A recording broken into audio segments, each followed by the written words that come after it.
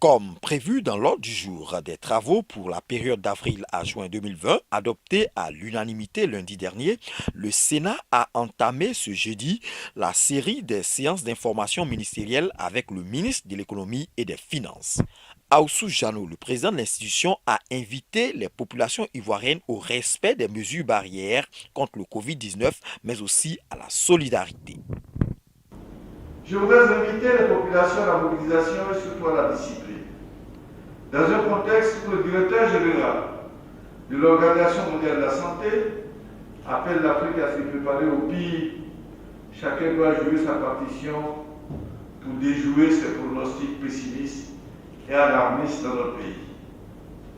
Dans un contexte où le secrétaire général de l'Organisation des Nations Unies appelle à une mobilisation gigantesque pour l'Afrique, nous devons être à l'avant-garde du sursaut national en vue de briser la pernicieuse chaîne de contamination.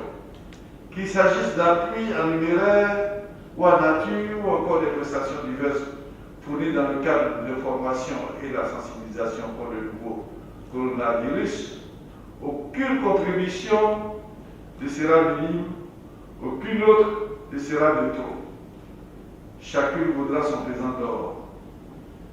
Je voudrais inviter nos concitoyens à renforcer notre élan d'amour et de solidarité entre nous. Nous devons revenir à nos valeurs africaines où la primauté est accordée à la communauté sur l'individu, où le pauvre est assisté pudiquement sans que sa dignité, son honneur ne soit écorné, où le riche, avec humilité et sans ostentation, effectue son devoir d'assistance aux plus démunis, où les plus jeunes mettent leur force au service des aînés, où les aînés mettent leur sagesse au service des plus jeunes.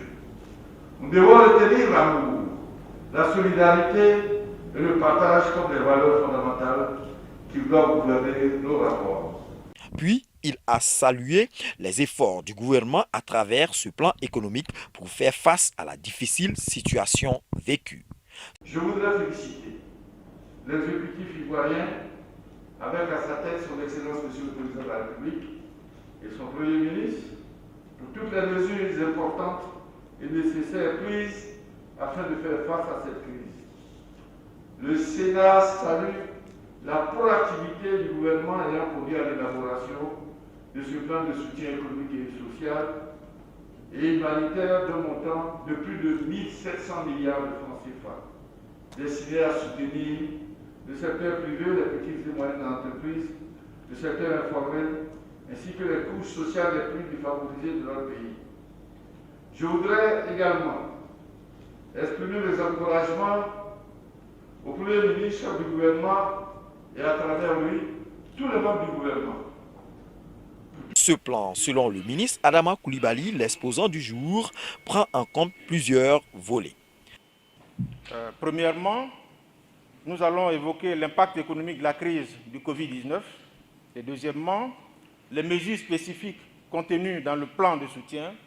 Et troisième point, le coût et les modalités de financement du plan de soutien. Et enfin, l'état de mise en œuvre du plan de soutien à ce jour. Toutefois, un accent particulier sera mis sur le volet social. On a mis en place un fonds de solidarité de 170 milliards. Et dans ces 170 milliards, il y a une partie qui est prévue justement pour accompagner les opérateurs du secteur informel qui auront tout perdu. Ces opérateurs étaient en activité. Du fait des décisions qui ont été prises par le gouvernement, elles ont fermé leurs activités. Notamment, je pense aux tenanciers de maquis, je pense également aux petits restaurateurs, je pense également aux petits artisans qui ont eu des difficultés liées justement aux décisions qui ont été prises par les autorités. Donc, ces personnes seront identifiées, ces opérateurs, ces acteurs seront identifiés et donc bénéficieront d'un soutien à partir du fonds de solidarité géré par le ministère de la Solidarité. Les sénateurs se disent satisfaits de ce plan économique du gouvernement. Je pense qu'il était important que nous venions écouter le ministre, que nous puissions lui exprimer nos préoccupations, la préoccupation des entreprises, la préoccupation des ménages et avoir des réponses. Ce que je retiens, c'est que les choses sont en train de se mettre en place à situation exceptionnelle, moyen exceptionnel. Les choses sont en train de se mettre en place. Il y aura beaucoup plus d'informations pour dire comment accéder aux fonds, etc., qui ont été mis en place. Et ce que je retiens, c'est que l'objectif, c'est vraiment de préserver les emplois et de favoriser une relance de l'économie. Et je voudrais féliciter le ministre pour être venu jusqu'à Yamoussoukro nous entretenir. Il reste encore beaucoup à faire, mais c'est dans la solidarité que nous pourrons venir à bout de ce Covid-là. Nous avons noté également dans l'explication de M. le ministre les différentes mesures en faveur des petites et moyennes entreprises, ainsi que les grandes entreprises.